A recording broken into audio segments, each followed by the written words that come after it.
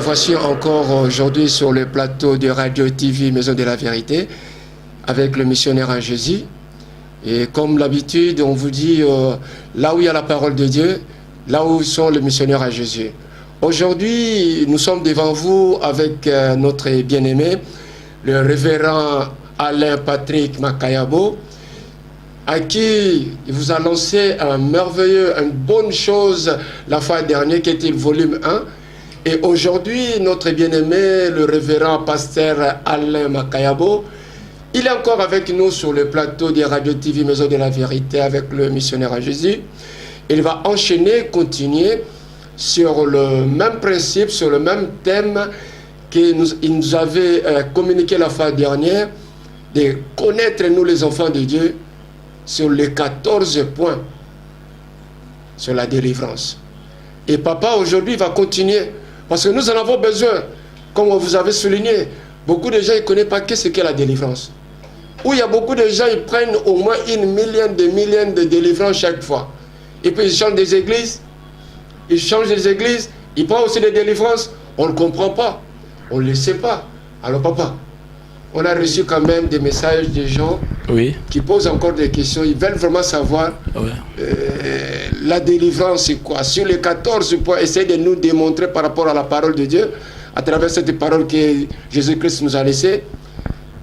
Sur les 14 points, comment les gens ils vont connaître la réalité, la vérité sur la délivrance. Ouais, gloire au Seigneur. Jésus-Christ est merveilleux. Nous bénissons le Seigneur pour cette responsabilité que nous avons, parce que parler devant le peuple de Dieu, c'est une responsabilité, c'est pas un privilège. Et j'ai béni Dieu également pour la Radio TV, la Maison de la Vérité et les missionnaires en Jésus. Papa Constant, que Dieu te bénisse. Nous rendons grâce à Dieu pour le volume 1 et là nous allons continuer le volume 2. Que Dieu soit loué. Et nous sommes en train de parler d'un thème, comment garder la délivrance. Et les thèmes, nous avons dit les 14 points ou les 14 clés pour garder la délivrance. Et nous avons commencé dans le volume 1, nous avons commencé à expliquer c'est quoi la délivrance. Parce qu'il est important de savoir c'est quoi la délivrance avant de pouvoir la garder. Si nous ne connaissons pas c'est quoi la délivrance, nous ne pouvons pas bien la garder.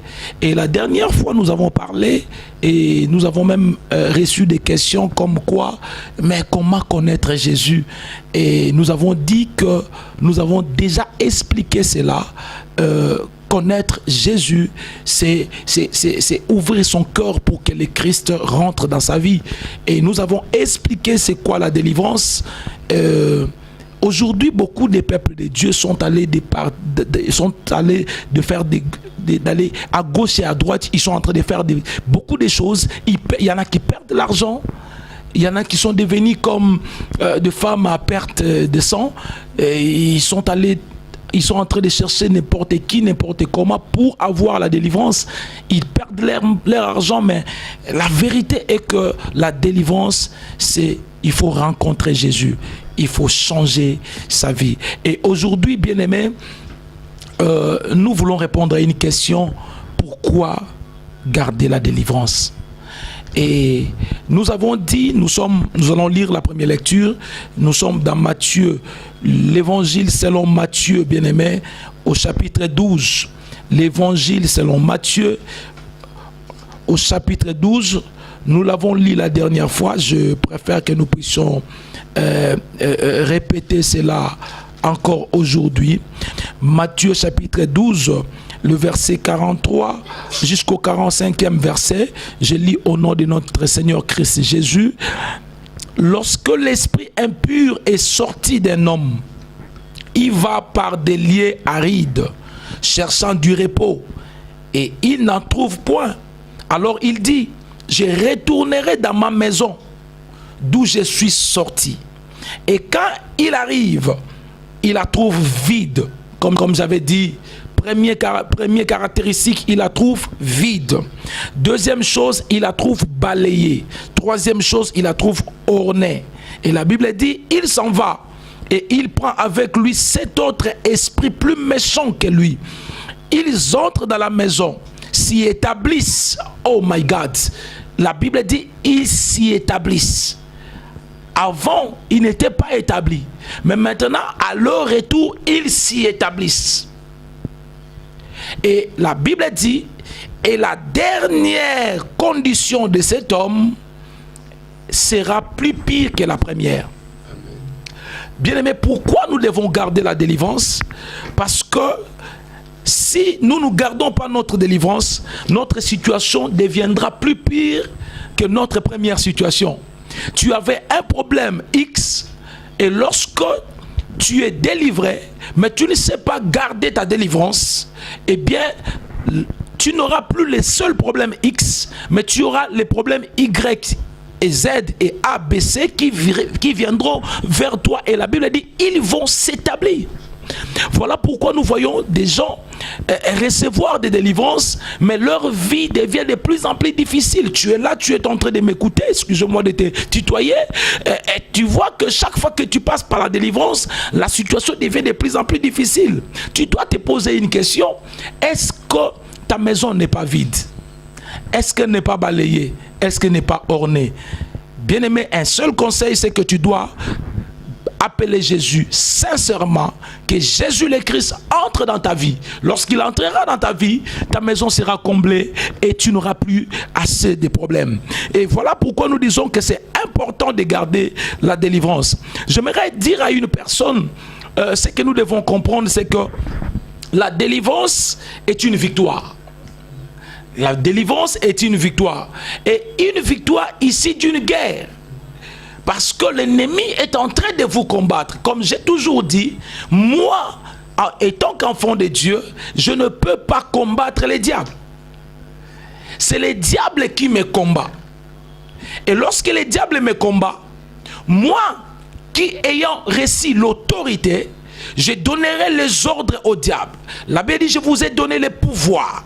Nous avons le pouvoir de donner les ordres au diable et que le diable fuit loin de nous. La délivrance est une victoire ici d'une guerre. Une guerre contre qui? Contre les diables, bien-aimés. Le diable est notre seul ennemi. Un ennemi permanent. Et bien-aimés, nous devons comprendre une chose, que nous devons donc protéger notre délivrance. Parce que la délivrance est une victoire. Une victoire qui est issue d'une guerre contre les diables, notre ennemi. Et nous avons intérêt, bien-aimé, de protéger et de garder cette délivrance. Parce que nous devons comprendre une chose, que l'ennemi n'acceptera pas sa défaite. Bien-aimé, là où tu es, tu dois comprendre cette chose, c'est que l'ennemi ne peut pas accepter sa défaite. Voilà pourquoi lorsque tu as un problème X, et qu'il échoue, le problème c'est de changer sa vie. L'apôtre Paul recevait des lettres pour aller faire du mal aux chrétiens. Le souverain sacrificateur de l'époque était comme des pasteurs, des prêtres. Aujourd'hui, la seule différence, c'est que là, c'était les synagogues et aujourd'hui, nous avons l'église. Tu peux aussi être à l'église, mais tu n'as pas changé ta vie. Tu n'as pas abandonné la colère qui est toujours avec toi. Tu n'as pas abandonné l'impudicité, l'adultère, les mauvaises choses qui est toujours avec toi. Comme le clou qui est resté dans le salon de celui qui a acheté la parcelle. L'apôtre Paul rencontre Christ. Cet homme qui était encore païen, mais lorsqu'il rencontre Christ, regarde maintenant ce que l'apôtre Paul commence à déclarer. Il déclare les choses que toi, tu ne peux pas déclarer, mais tu as besoin de la délivrance. De quelle délivrance veux-tu? Tu veux simplement être délivré parce que tu as des problèmes, et tu es combattu par ta famille, c'est bien, mais le vrai chemin, le vrai moyen pour vivre cette extrême protection, pour vivre cette extrême grâce, pour vivre cet extrême amour, c'est seulement lorsque tu comprends ces choses. Écoutez, bien-aimés dans le Seigneur, l'apôtre Paul dans Galates chapitre 2 verset 20, il commence à déclarer des choses. Il dit, j'ai été crucifié avec Christ.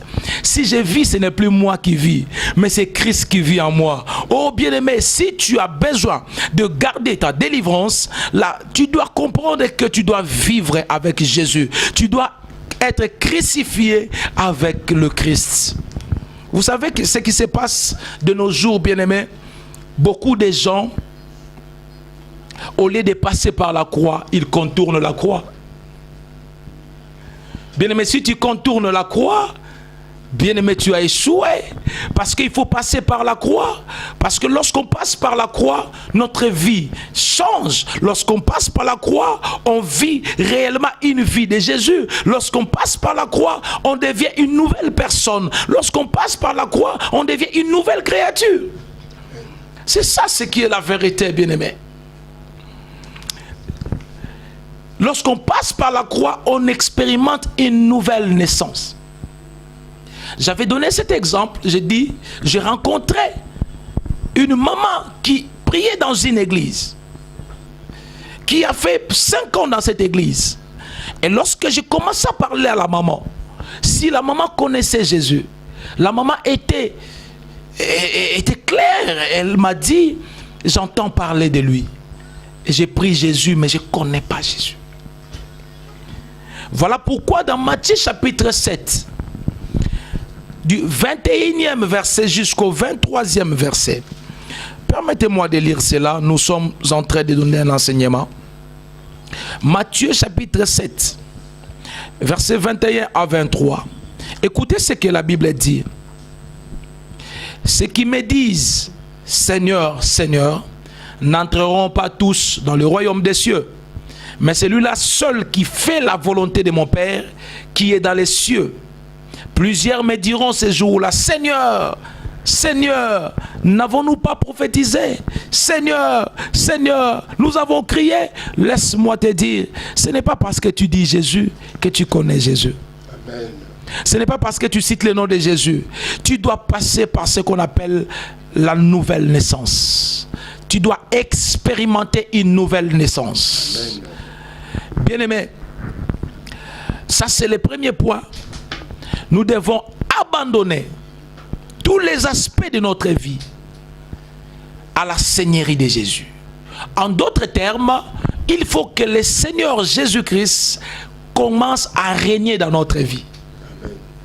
Voilà pourquoi aujourd'hui, beaucoup pensent que notre Jésus n'est pas fort. Non, notre Jésus est puissant. Le problème, ce n'est pas Jésus. Le problème, c'est nous. Parce que nous n'avons pas encore compris les choses. Mais gloire au Seigneur parce que il y a des gens qui me suivent et qui commencent à comprendre. Que Dieu vous bénisse. Amen. Ça, c'est très important. C'est très important. Bien aimé, il y a eu la deuxième chose ou le deuxième point qui est aussi importante pour garder la délivrance. Le deuxième point, c'est quoi? Le deuxième point, c'est avoir une discipline personnelle. Avoir une discipline personnelle. Avoir une discipline personnelle.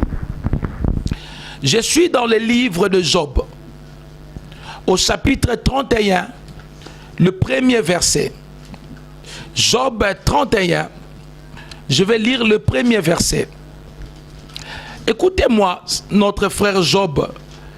Notre frère Job avait eu des résolutions importantes. Notre frère Job s'est décidé. Il s'est discipliné. Bien-aimé, dans la vie chrétienne, nous sommes des disciples de Christ. Et j'aimerais ouvrir une parenthèse pour dire ceci. Le Seigneur ne nous a pas appelés pour faire des gens, des fanatiques, pour faire des gens simplement des fidèles de l'Église. Le Seigneur a dit, allez et faites des disciples. Or, dans le mot disciple, nous voyons aussi la discipline. Écoutez ce que Job, notre frère Job dit. Job 31, le premier verset. Écoutez ce que notre frère Job dit. Job dit ceci.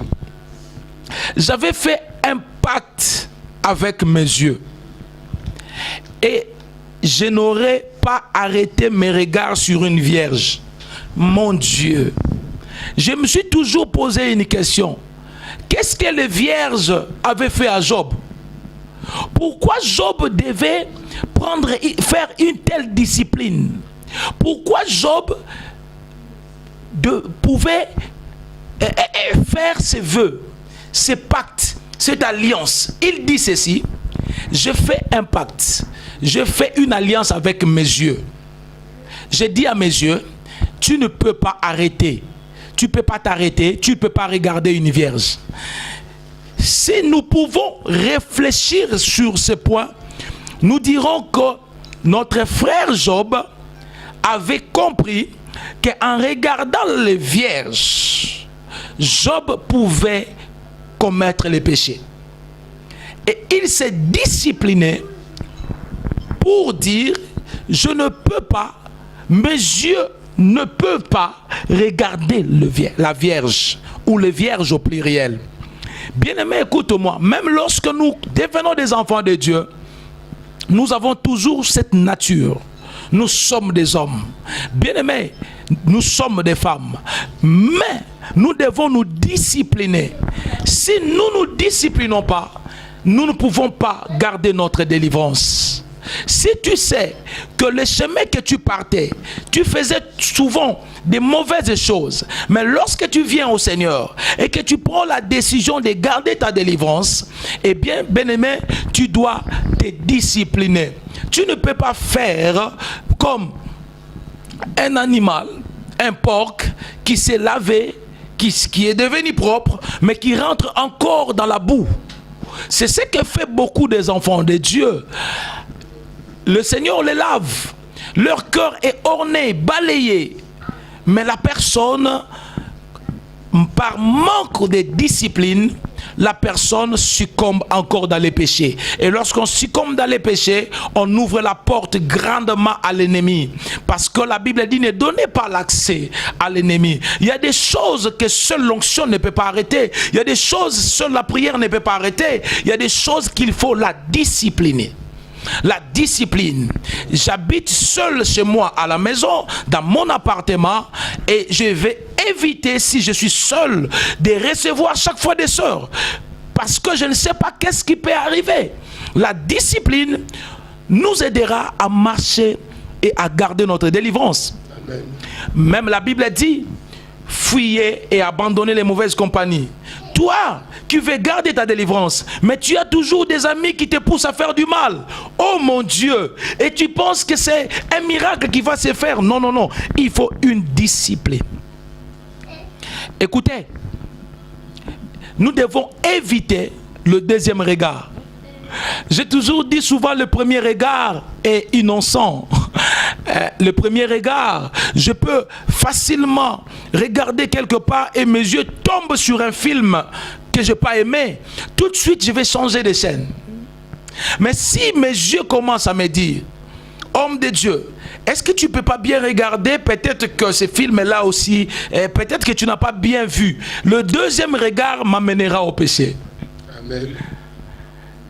Combien parmi nous, nous sommes toujours à côté du deuxième regard, troisième regard, et nous disons, Seigneur, mais pourquoi? Qui me délivrera? Même l'apôtre Paul a dit, il n'y a que Jésus qui peut le faire.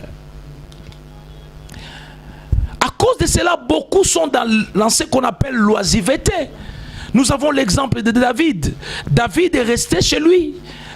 Tous les troupes sont partis en guerre. Il devait être concentré parce que son peuple était en train de se battre. Mais cet homme entre dans ce qu'on appelle l'oisiveté. Cet homme entre dans cette manque de discipline. Il va regarder une femme, la femme d'Uri. Et à cause de cela, David a commis un péché. À cause de cela, David a fait des choses que Dieu n'a pas aimées. Bien-aimé, la discipline t'aidera à marcher dans la vie chrétienne. Ta discipline t'aidera à garder ta délivrance. C'est très important. Troisième point.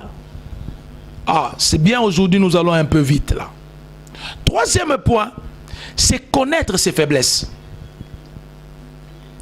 Bien aimé, tu ne peux pas garder ta délivrance si tu ne connais pas tes faiblesses. Chacun de nous a ses faiblesses. Tu dois pouvoir chercher à comprendre quelles sont tes faiblesses. Peut-être que tes faiblesses ne sont pas mes faiblesses.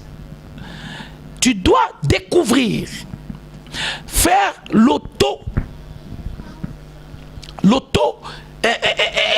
tu vas faire l'auto-étude. Tu vas t'étudier toi-même pour savoir quelles sont mes faiblesses. 2 Corinthiens chapitre 12 verset 10. Bien-aimé, il y a quelqu'un qui a dit connais-toi toi-même. Si tu te connais toi-même, tu vas bien garder ta délivrance. Amen. Tu dois connaître tes faiblesses. Tu dois connaître tes limites. Et lorsque tu connais tes limites, ça te permettra de marcher dans la crainte de Dieu. Marcher comme Dieu le veut. Marcher tout en gardant la délivrance. 2 Corinthiens chapitre 12 verset 10. C'est pourquoi je me plais dans les faiblesses, dans les outrages, dans les calamités, dans les persécutions, dans les détresses pour Christ. Car je suis faible, c'est alors que je suis fort. Amen. Ça, c'est l'apôtre Paul qui est en train de dire. Il se plaît dans ses faiblesses. L'apôtre Paul connaissait ses faiblesses. Et à la fin, il nous a dit que quand je suis faible, c'est alors que je suis fort. Pourquoi? Il se plaît de ses faiblesses. Pourquoi? Parce qu'il sait comment garder. Il sait comment se préserver. Là où il dit que ici je suis faible, il ne peut pas faire cela. Il ne peut pas aller là où il sait qu'il est faible. Cela lui permettra de garder sa délivrance. Tu es là, bien-aimé, tu connais. Il y a toujours la même chose qui arrive à un moment X. À un lieu Y, parce que l'ennemi te connaît bien. Il permet toujours cela. Mais si tu connais tes faiblesses, tu travailleras par rapport à tes faiblesses. Tu éviteras. Tu fuiras même comme Joseph. La Bible dit que dans la maison de Potiphera, Joseph a pris fuite. Oh mon Dieu, Dieu est bon. Mais lui, il a même fui, il a laissé ses habits. Moi, je ne laisserai pas mes habits. Alléluia. Ne laisse pas tes habits. Alléluia. Amen. Nous devons connaître nos faiblesses. Très important, très important. 4e point. Comment je dois garder ma délivrance? 4e point. Faites de la respiration spirituelle votre mode de vie. Qu'est-ce que j'appelle respiration spirituelle?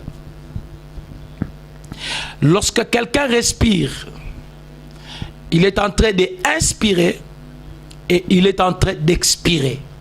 C'est ce qu'on appelle respiration. C'est ça la respiration. Bien-aimé, qu'est-ce que la Bible nous dit dans Proverbe 28, verset 13? Proverbe 28, verset 13. Qu'est-ce que la Bible nous dit? Nous allons comprendre la respiration spirituelle.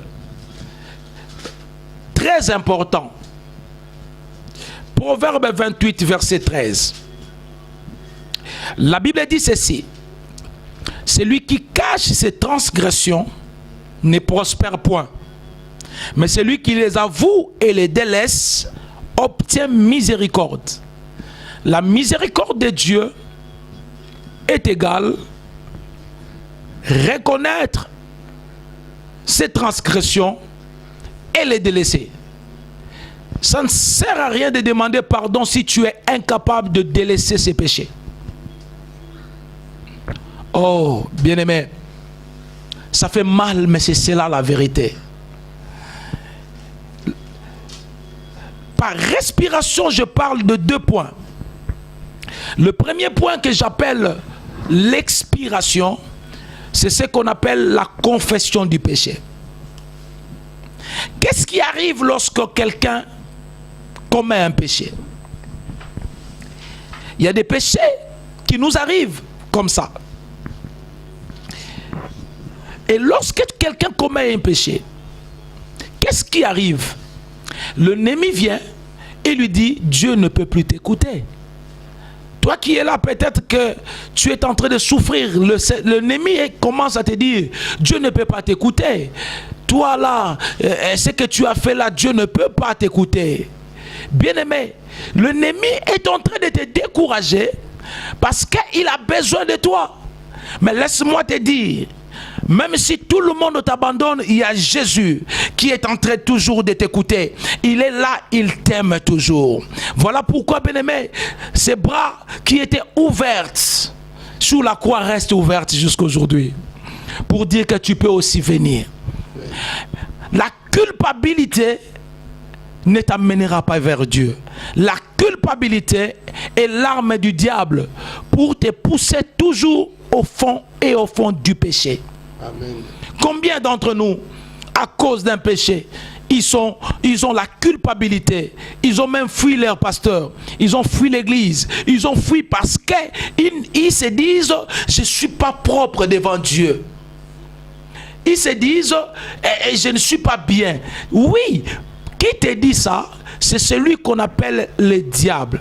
Le mot diable dans ses racines veut dire accusateur. Il t'accuse. Mais bien aimé, il ne faut pas l'écouter. Alors, lorsque tu pêches, la chose à faire, c'est de confesser les péchés. C'est de reconnaître que je transgressais la loi de Dieu. Et les délaisser. Mais lorsqu'on demande pardon, il y a un verset qui nous rassure. 1 Jean chapitre 8 verset 9.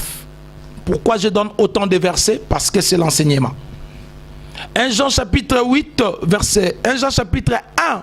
Je m'excuse. 1 Jean chapitre 1, le verset 8 et le verset 9. La Bible dit, si tu confesses tes péchés, Dieu dit, je suis juste et fidèle pour te pardonner. Pourquoi je suis en train de dire ces choses? Parce que beaucoup des enfants de Dieu, lorsqu'ils commettent un péché, l'ennemi apporte ce qu'on appelle la culpabilité. Et la personne ne peut plus se relever. Oh, je suis venu dire à quelqu'un, quel que soit ce que tu avais fait du mal, tu peux te relever. Parce que le Seigneur t'aime toujours. Le problème du Seigneur, c'est que ne refais plus. Il a dit, va et ne pêche plus. C'est tout ce que le Seigneur te demande. Donc je parle de l'expiration qui veut dire la confession. L'expiration, ça veut dire je sors, je parle, Seigneur pardonne-moi, j'ai fait quelque chose qui ne t'a pas plu. Mais la deuxième chose est aussi hyper importante. Elle est importante, c'est l'inspiration. L'inspiration, ça veut dire quoi? Là, je parle du Saint-Esprit. Oh, cher ami, j'aime le Saint-Esprit. Lorsque quelqu'un commet un péché, la culpabilité arrive. Et la personne, le Saint-Esprit est attristé. Si tu es un enfant de Dieu, tu as commis un péché, je dois t'avouer que le Saint-Esprit est attristé. Et maintenant, tu dois renouveler cette communion. Tu dois redonner la joie au Saint-Esprit. Tu dois demander pardon et demander au Saint-Esprit et de continuer avec toi, de continuer de marcher avec toi et de continuer de te parler. Et voilà pourquoi la Bible dit, ne vous enivrez point de vin. C'est de la débauche. Mais soyez au contraire remplis de l'Esprit. Donc, l'un des moyens pour garder sa délivrance, c'est de chercher chaque fois à être rempli de l'Esprit. Bien-aimé, Éphésiens chapitre 5, verset 18. Soyez au contraire remplis de l'Esprit. J'aimerais dire à une personne, sois rempli de l'Esprit. Ou j'aimerais dire à une personne que le Saint-Esprit puisse te remplir au nom de Jésus. Au nom de Jésus. Et Galates chapitre 5 verset 16, la Bible dit, marchez selon l'Esprit et vous n'accomplirez point le désir de la chair. Je vais répéter cela, marchez selon l'Esprit et vous n'accomplirez point le désir de la chair. Donc, le secret que je vais livrer à une personne, c'est que si tu veux garder ta délivrance, tu dois chercher à marcher selon l'esprit. Pas selon les hommes, pas selon ta chair, pas selon les pasteurs, pas selon l'église, mais selon l'esprit de Dieu. Lorsque tu marches selon l'esprit de Dieu, tu vas garder ta délivrance. Un autre secret par rapport à l'inspiration, c'est que si tu connais comment prier en langue, si tu as le don de prier en langue, prie par l'esprit. Romains chapitre 8, versets 26 à 27. Gloire au Seigneur. Gloire au Seigneur. Gloire au Seigneur. Et je pense que nous sommes arrivés au... Nous avons pris le 3e point. Le 4e point. Maintenant, nous sommes au 5e point. Oui, exactement. Le 5e point, c'est la vie des pardons. Le 5e point, c'est la vie des pardons. Aujourd'hui, par la grâce de Dieu, nous allons nous arrêter par la vie des pardons. Matthieu chapitre 6. L'évangile selon Matthieu, le 6e verset. La vie des pardons. Bien-aimé, la Bible dit, si tu lis Matthieu chapitre 6, tu commences par le verset 14. Non, commence même par le verset 13. La Bible dit ceci.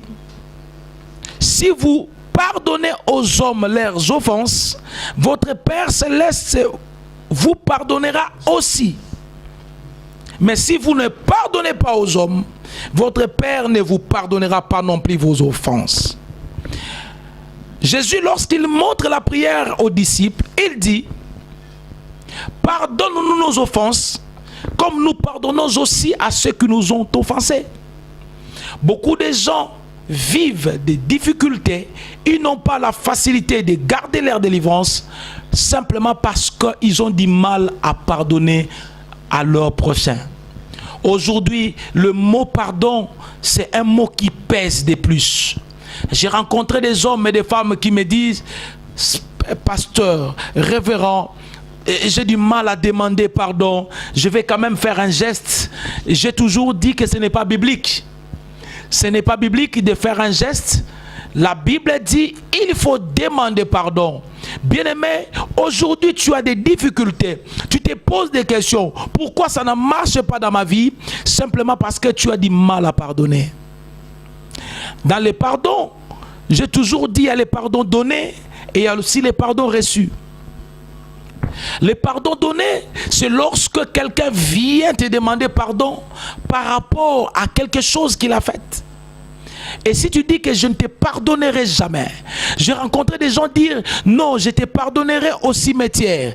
Bien-aimé, ça veut simplement dire que toi, au lieu que ton esprit aille vers Dieu, toi, ton corps restera au cimetière parce que tu dois attendre le frère X, la sœur X pour que vous puissiez vous réconcilier dans le cimetière. Bien-aimé, tu ne peux pas dire cela. Quelles que soient les conditions, tu dois pardonner. Tu dois donner ton pardon. Tu dois donner ton pardon. Quel que soit, même si la personne ne demande pas pardon, il faut pardonner. Et la deuxième, c'est maintenant le pardon reçu. Ça veut dire que lorsque tu commets quelque chose, tu commets une faute, une erreur. Les Français disent que l'erreur est humaine. Il faut demander pardon. Et lorsque tu commets une faute, même devant le Seigneur, demande le pardon.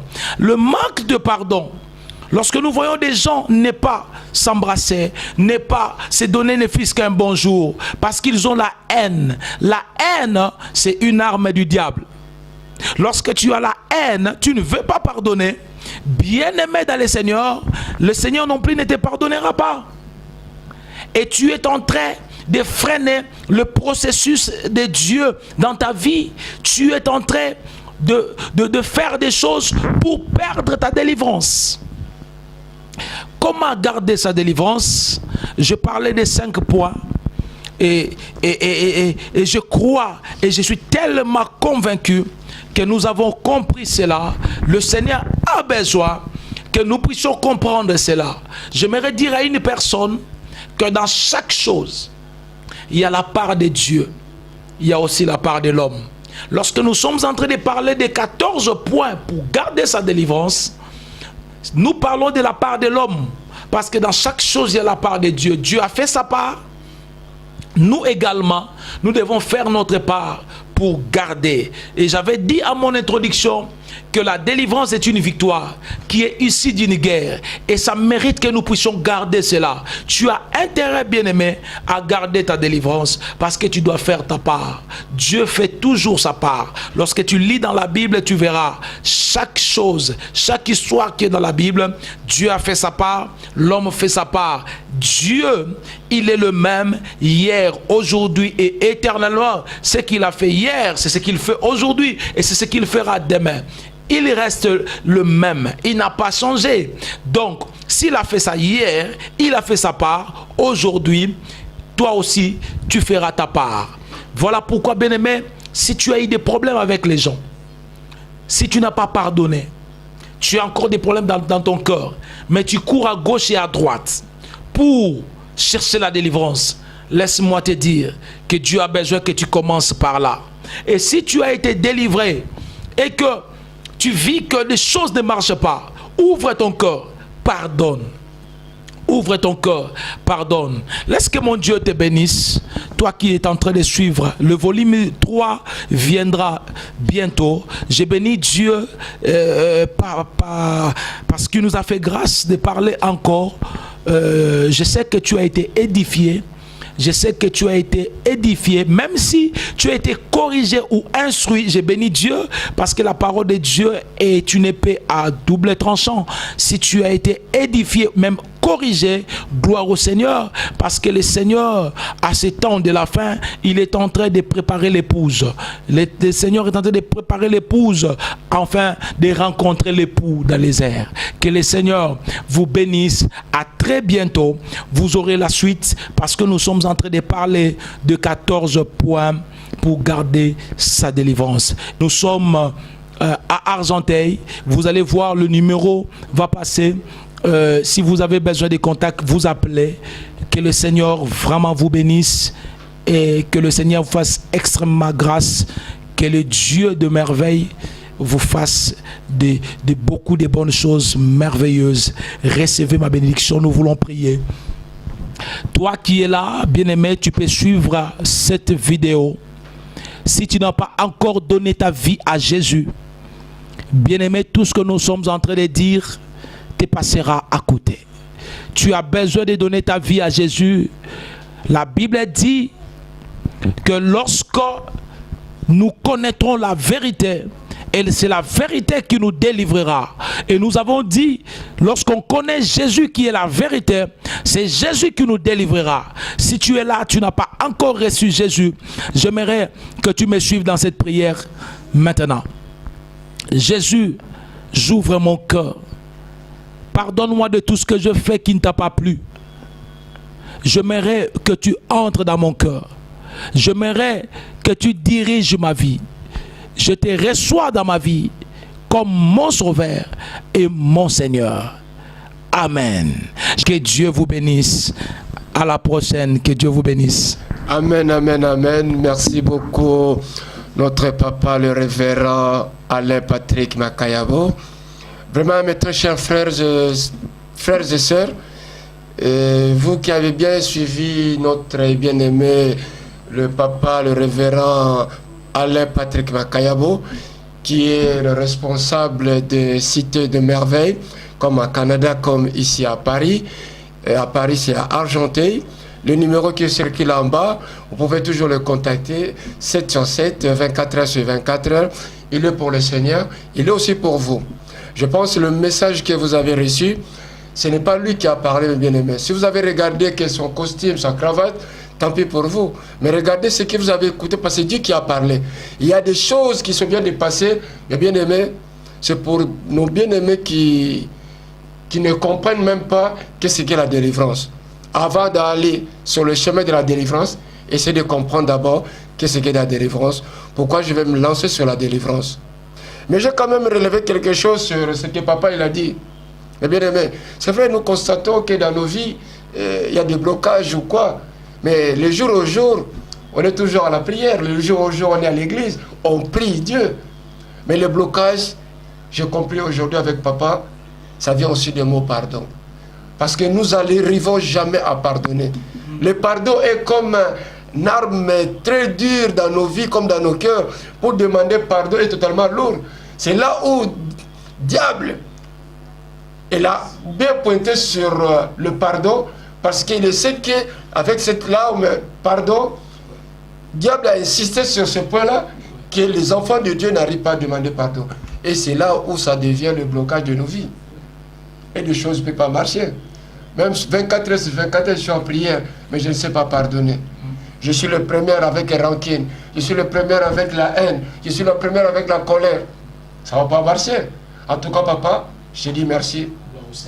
Avec tout ce que Dieu a mis au cœur, de partager avec nous le peuple de Dieu. Avec tout ce qui nous suit, papa, il y a une grande bénédiction qui va régner sur vous. Et que ça va régner aussi sur nous. Parce que je viens de relever quelque chose tout à l'heure là. Je pense que les autres qui nous suivent, ils ont relevé aussi des bonnes choses. Alors, pour la prochaine fois, nous avons le volume 3.